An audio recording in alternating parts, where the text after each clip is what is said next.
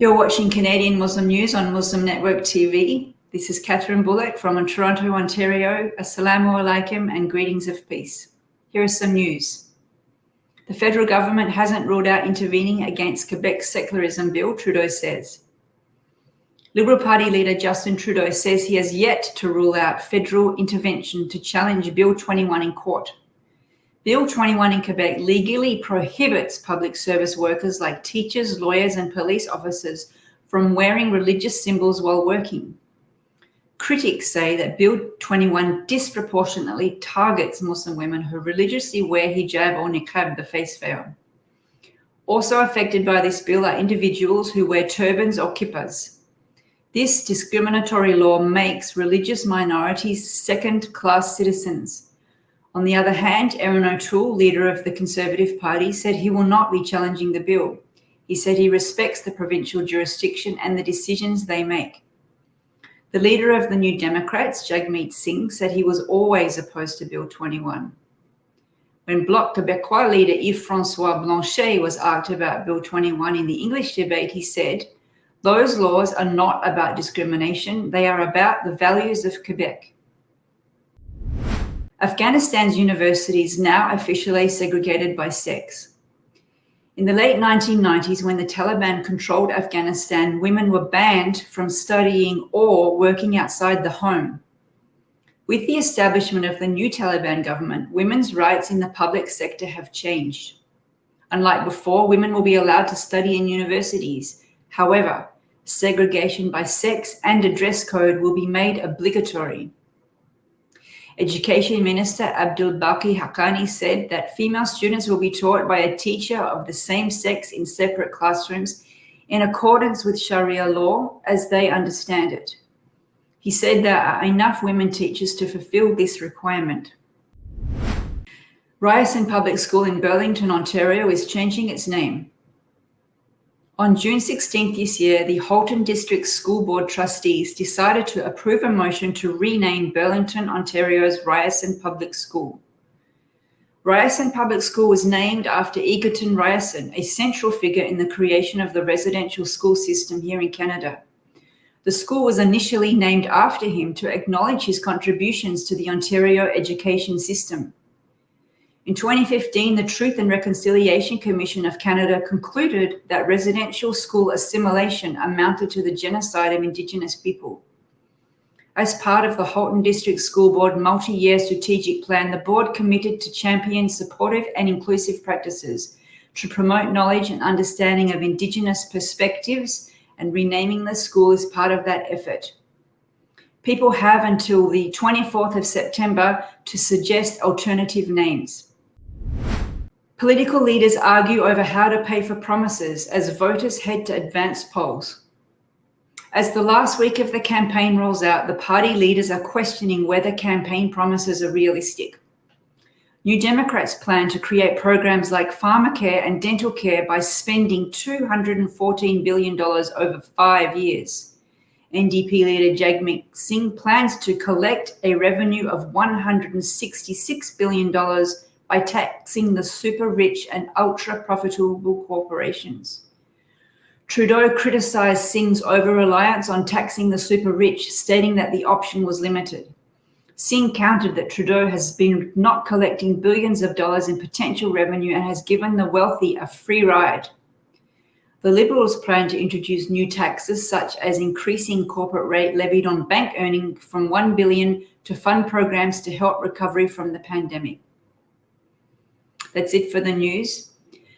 I turn now to an interview we did earlier this morning with Dr. Hashim Khan, who is a representative from the Canadian Muslim COVID Task Force, and we talked about the Ontario government's vaccine passports.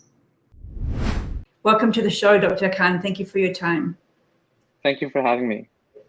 Now, I know that the Canadian Muslim COVID Task Force, and you also have been doing a lot of media work, but also community work in the Muslim community, raising awareness and education about COVID-19, encouraging vaccinations, dispelling myths, and answering the questions from an Islamic point of view. So has the task force had conversations about pros and cons of a vaccine passport? Yes, we certainly have. Jazakallah khair for having me on the show. We've been thinking about passports for actually quite some time, or vaccine credentialing systems since the summer, actually, since June and July, because ever since we've sort of been promoting vaccines and trying to help inform our community members about the vaccines going back as far as January, we sort of knew this was coming as something that was going to happen eventually. And Canada being one of the most vaccinated countries in the world, we knew there was going to be a point to where a vaccine passport or vaccine credentialing type system was going to be required and in place for various settings, whether it was educational settings or for many other aspects of our, of our society. And so we've been discussing this now and for a number of months now in terms of how are we going to, and if we are going to implement something like this, and how would we do it that would be best and fairest and safest and in the best interest of our communities, weighing the different pros and cons. And these conversations are certainly ongoing, and a lot of it is also timing it, right, in terms of seeing what governments are doing as the situation is also changing day to day, and then trying to see what we should implement and recommend and when and why. So there are protesters, they're not necessarily against the vaccine, but they're holding rallies more from the point of view of freedom. What's your message to the protesters? I think, certainly there are concerns that are valid in terms of if you introduce something that's going to limit access to public services, that it's a form of discrimination and it can be stigmatizing. I think the rationale for that is the same as what individuals were using previously as well when it comes to why do we have to wear a mask? Why do we have to answer certain questions when we register to either come into the mosque or go into a business facility? And ultimately, all these things, when public health is recommending them, we do that because our interest is primarily, first and foremost, the health and safety of everyone in the community. And there isn't one thing alone that's, as you know, that's going to be enough to help prevent the spread of COVID. It's not just distancing alone. It's not just masking alone. It's not just vaccines alone. So when it comes to vaccine passports, they're an additional measure that we have when it comes to public health that allows us to make sure that spaces that are for public use, whether it's a educational institution, whether it's a mall or a restaurant, how do we make that space as safe as possible? And so now that we've reached a point where the vast majority of our community and our society has been vaccinated, and some people haven't had the opportunity to, and we're trying to reach those people as much as possible. There's a small percentage of people who cannot get the vaccine for medical reasons, or they have valid medical exemptions, and how do we accommodate those requests? But I think ultimately, when it comes to implementing such a system, whether you call it a passport system or a credentialing system, is to try and make sure that whatever space we have is as safe as possible for everyone in attendance. I think we all want as normal a life as possible wherever we are. Here in Ontario, as you know, we've had one of the longest lockdowns in North America from November, December of last year up until late this spring, and no one wants to go back to another lockdown if we know for sure we're in a fourth wave. So I think what I would say is that our goal is always trying to make the spaces as safe as possible, and that comes at the expense of perhaps providing some information or just making sure that when we are in a public space that everyone around us is also safe as well, and it provides some reassurance to everyone in attendance as well, inshallah. So I think that I've heard you say that the COVID task force is supporting the concept of the passports, the vaccine passports. I mean, you put in an official press release or something like that?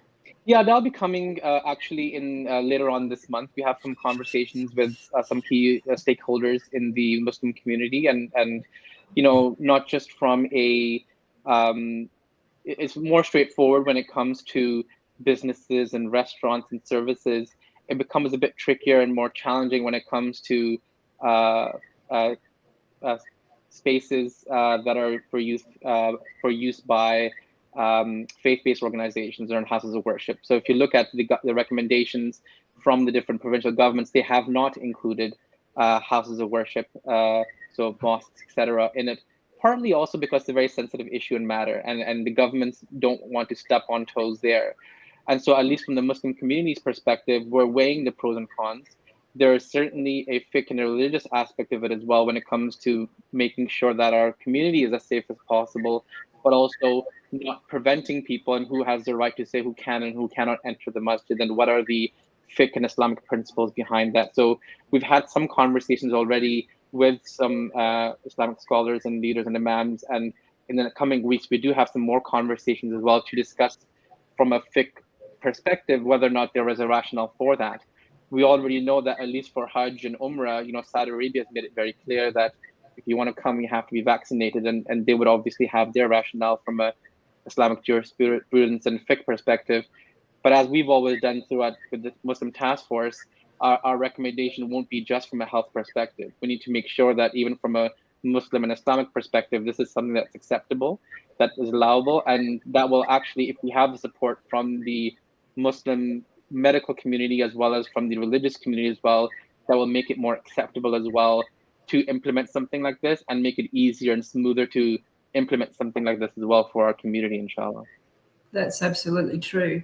So are you able to share with us some of the sense that you've got from your conversations with the religious scholars? You raise a very important issue about the idea of the right to pray in the masjid. And, can that be denied if you don't show proof of the vaccine? It's a microcosm of that bigger question of freedom that the protesters right across Canada and other countries are focusing on. Yeah. So that's a very good question. I think the passport itself as a term has become something that has become a trigger point. And whether you call it a passport, whether you call it a credentialing system, it just is something that you would use to show that you are protected and safe. And I think the evidence is actually quite clear when it comes to the COVID-19 vaccines. They do prevent people from getting sick and really reduce the risk of people becoming sick with COVID and going into the hospital or going in the ICU. And I think what we have to all understand is it's very clear where if more people are vaccinated, less people will become sick. If less people will become sick, less people will become admitted to the hospital and will overwhelm our health system. And so if you think about what are the religious scholars telling you about this dilemma? It's actually a mix. We had a town hall at the end of August, and we had some religious scholars who were very for and wanted a vaccine passport, and some that were against from a principle perspective in terms of who owns the masjid, and even if we operate the masjid as masjid administrators, who has the right to say yes or no, who cannot enter. There's arguments the other way that you could flip it as well. And you could say, well, we've already sort of restricted initially when we were worried about the COVID-19 virus and how it was affecting the elderly and people with medical conditions. That demographic was already restricted from entering the masjid initially, if you remember. So we were already sort of doing that. Now that we have vaccines, this is actually, if you think about it, also an opportunity for those members to feel safer when they come to the masjid or in a public gathering.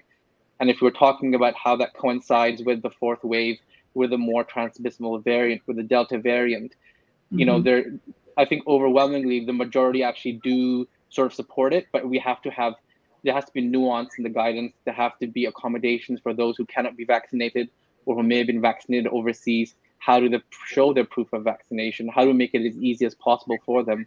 And even then, we still have a situation where our mosques are not at full capacity. With distancing in place, we cannot have everyone pray. Even before the pandemic, our mosques were overflowing. So people are still having to continue, praying at home and continuing a lot of elective sort of services, continue those things at home. So I think making sure those things still continue is actually also important as well. And I think with time, if we see that the passports and such a system is being implemented in so many other aspects of our lives, that it'll become more acceptable by the community as well, as something that's just an extra additional thing that you have to do.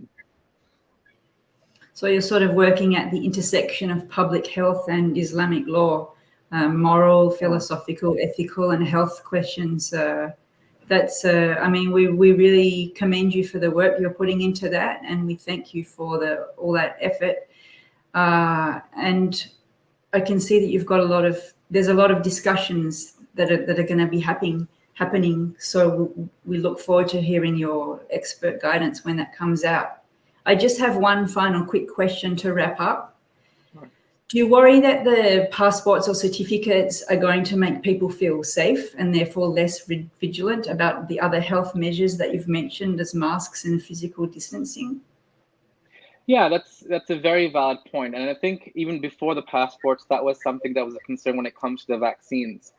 So I think part of this is also making sure that, people in the community understand and know that even when you're vaccinated, yes, it's safer to interact, it's safer to meet other individuals, but the vaccine itself, it prevents you from getting sick or getting more sicker than you normally would, but it doesn't necessarily create a physical barrier between yourself and someone else who's infected. The only thing that prevents you from getting sick from getting infected in the first place from the virus is either distance and being far away from someone, or having a physical barrier, which is the mask. So while the passport itself, some individuals might feel like they're in a more safer space, the messaging, which is already here, and I would just reiterate that, is I think the masking and the distancing is going to remain.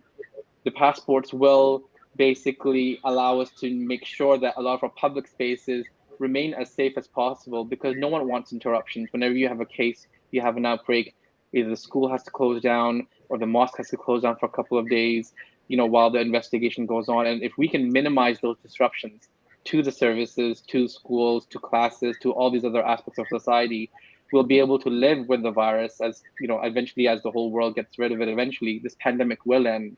But it will allow us to live as normal a life as possible, as safely as possible, without having outbreaks, without having lockdowns and things like that. And a lot of this is trying to see whether or not we can maximize the number of people vaccinated as possible. And it's actually quite clear. Once they announced the vaccine passport in BC, in Quebec, and even here in Toronto, within 24 to 48 hours, the number of people who were booking their vaccines skyrocketed. Over the summer, the numbers went down as the vast majority of people who wanted the vaccine, who would respond more to the, let's do something to help protect ourselves. 75, 80% of people listen to that message. But even from my individual conversations, there is a segment of society which has openly told us that we will not take it until you mandate it. Once the government mandates it, we will get it. And it's the exact same thing with when it comes to Umrah and Hajj. And even over here, I'm pretty sure even in our community, and even the data actually supports that even within the Muslim community, there are some communities that are only 40% vaccinated within the Muslim community, not 80% like the rest of the Canadian population. And those communities will only get it once they're restricted. Yeah. We're out of time. Sorry to interrupt. We thank you very much for your interview with us today, your expertise. We know that you have your work cut out for you to continue this community education. So Dr. Hashim Khan, thank you again for joining us. This is Canadian Muslim News on Muslim Network TV. Stay safe. See you next time.